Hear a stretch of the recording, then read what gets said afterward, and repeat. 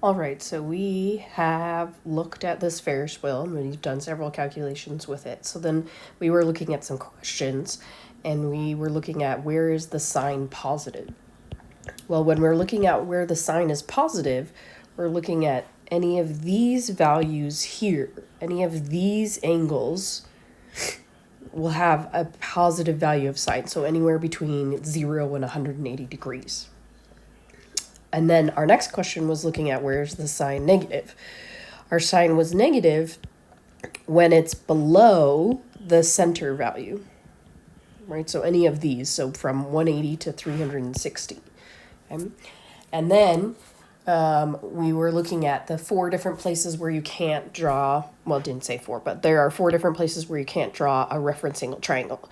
To remind you, your reference angle goes from the point on the circle straight down to the center line at a perpendicular meeting point. So this would be the reference angle. So this was our angle of rotation and this is the reference angle. So in this particular picture, this was 108 degrees and then this was 72. So the 4 spots that we can't draw a triangle would be where we're at 90 degrees, where we're at 0 degrees, where we're at 180 degrees, where we're at 270 degrees, and when we're at 360. Okay? Or any multiple of those numbers as well. Okay? Then our next question that we need to look at was where were the sine values the same? So we had seen from the first time that we looked at this that these two gave us the same height. So you could have any of these that have the same reference angle have the same height, okay? Which is our sine value. So these two would have the same, these two would have the same, right? If I went partway in between at the same angle, those would be the same. So you could have something like, say we did 15 degrees. Okay? Then we would need 15 degrees before 180 to match this height here. So if we do 15 degrees before 180, then we would have that it would be 165. And so that was the way that you found that out. You could do also with the ones below the center. So like these two both have the same values, these two both have the same values, right? Any values in between that you wanted to create, those would have the same values. So you're looking at where the reference angle is the same and where it matches, both are above or both are below, because we have this idea that sine is positive from 0 to 180 and sine is negative from 180 to 360. So you would need those two characteristics in order to have matching values. And then we looked at where would you get multiple angles of rotation where you had the same sine value. So this one is looking at, well, if we go to this one that we had talked about, that was our 2 seconds in or our 36 degrees, whichever way you wanted to look at it. If we go around a full time and then to our 36 degrees, they would have the same sine value. So our angles of rotation are different because this one was, we just went around part of the way at the 36 degrees. And then this one, we went around the full 36 degree or 360 degrees. And then we did 36 more, right? So those two would have the same sine value when we look at that. So then 396, those would be the same sine value, okay? This is what we call coterminal angles, okay? Our coterminal angles are where they start and stop in the same spot.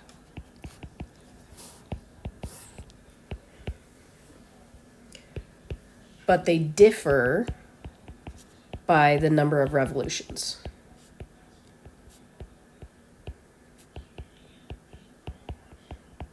Right, so we're talking about, we're just adding 360 each time to get multiple values of them. So I could go around again, where I go around one full time and then a second full time and then to 36 degrees. And that would be another multiple angle of, or an angle of rotation where I would end up with the sine value being the same. So we have these things that are called coterminal angles.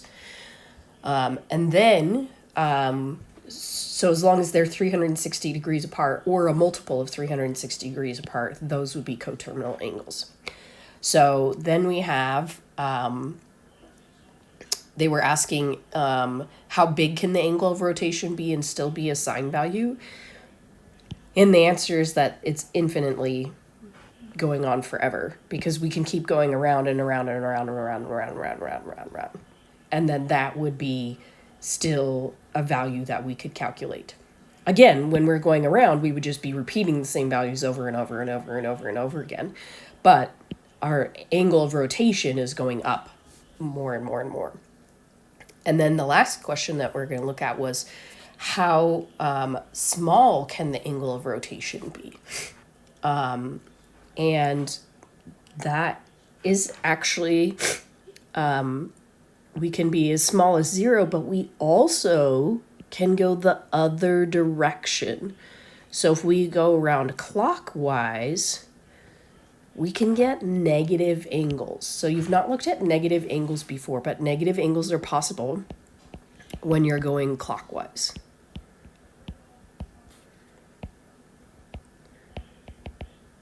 Oops.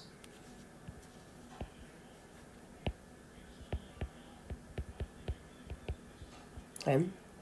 So if we looked at this triangle down here, this would be equivalent to negative 36 degrees.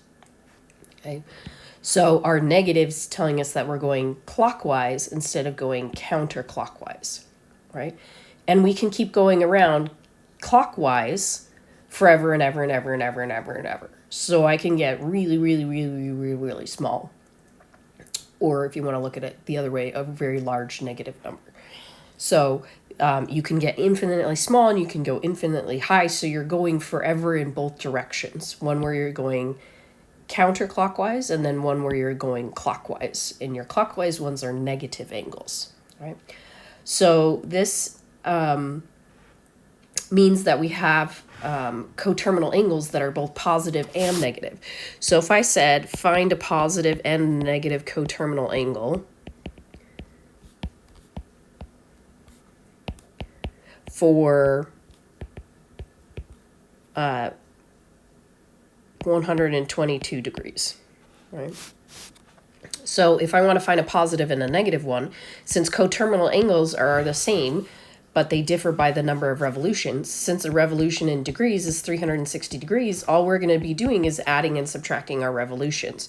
So to get a positive one, I need to add 360 degrees. To get a negative one, I need to subtract 360 degrees. So we can do 122 plus the 360, which gives us 482. And then we can do 122 minus 360, which gives us negative 238. Okay.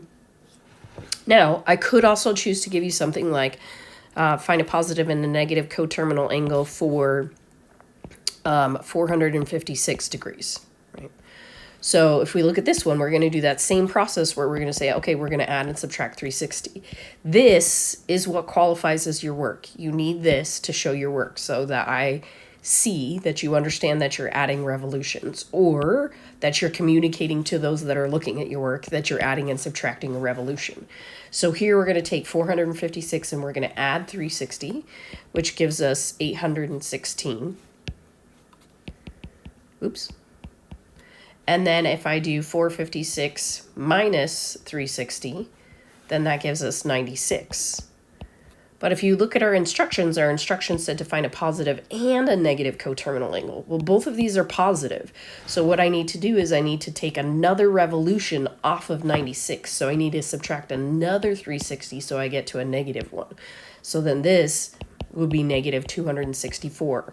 So I could choose to use either of these for my positive coterminal angle and then the negative 264 for my negative coterminal angle. And that's how we do our coterminal angles. Now,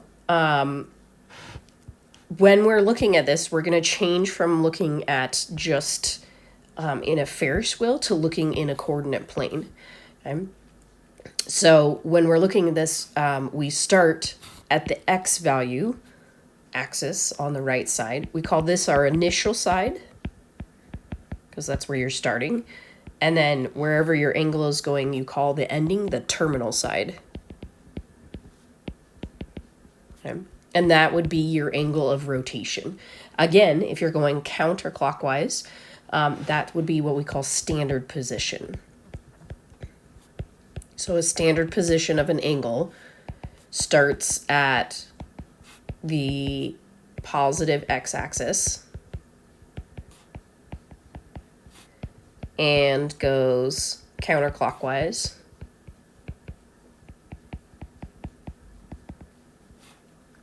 to the terminal side. Okay. And that's what we call standard position, where it starts here and it goes counterclockwise, which is consequently why in our Ferris wheel problem we started here instead of looking at starting down here, because this is what we call standard position. So that correlates, and then we move from, instead of being above the center line in our Ferris wheel to below the center line, our sine values are positive above the x-axis and negative below the x-axis.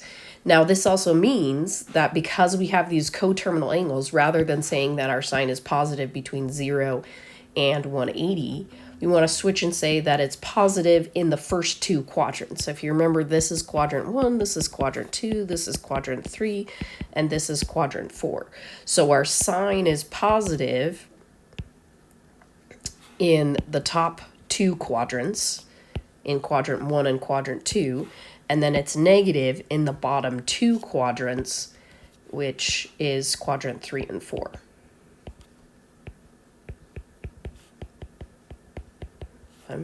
So that is how we switch from this Ferris wheel picture to what we call the coordinate plane. And we have that same kind of symmetry that's happening that we looked at in our Ferris wheel. We just are putting it in our XY plane.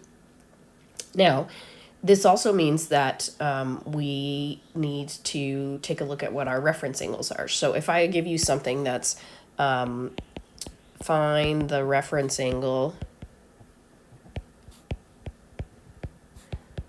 for 108 degrees. Okay. So if we think about where 108 degrees lies, oops, that's not what I want. It is past 90, but before 180. So it's like there-ish, right? We're not being super precise. So our reference angle is going to be from the terminal side down to the x-axis. So this is our reference angle. So before we talked about the reference angle being drawn from the circle down to the center line. So now we can we can modify what our reference angle is, and that it goes from the terminal side of an angle to the x-axis perpendicularly. Okay. So here, if this is 108 and this is 180, then we want to find the difference between those two, which gives us 72 degrees. Oh, that's one we had already done. Oh well. Now, because we have coterminal angles, we also want to talk about what happens when we're doing coterminal angles. So our reference angle is always positive, and it's always acute, meaning less than 90 degrees. So for example, if I had 406 degrees, okay, so if I think, okay, well, how far past 360 is that? So if I do 406 minus 360, that gives me 46. So like there-ish, right?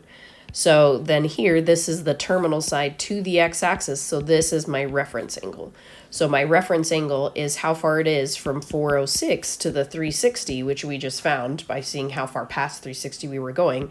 So our reference angle is 46 degrees. Now, if I gave you something like, what's the reference angle for negative 128, Okay. If we draw negative 128, that means we're going clockwise. So we're going to go past 90, but it's before 180. So there-ish. So we want to know how far away, because we're going from the terminal side to the x-axis. So this is our reference angle. So this is negative 128. This is negative 180. We want to know how far apart those are. So if I do 180 minus 128, then that gives us 52. So our reference angle is 52. Notice here that the reference angle was positive. Your reference angle will always be positive and it always will be acute. Okay. So make sure you're always going to the closest x-axis. So I'm going to this one. I'm not coming to this side over here because this one is closer. So that's how you do your reference angles, is you're looking at how far away from the nearest x-axis it is from your terminal side to that x-axis, and that gives you your reference angle, which will always be positive and will always be acute. And that's how we find our reference angles.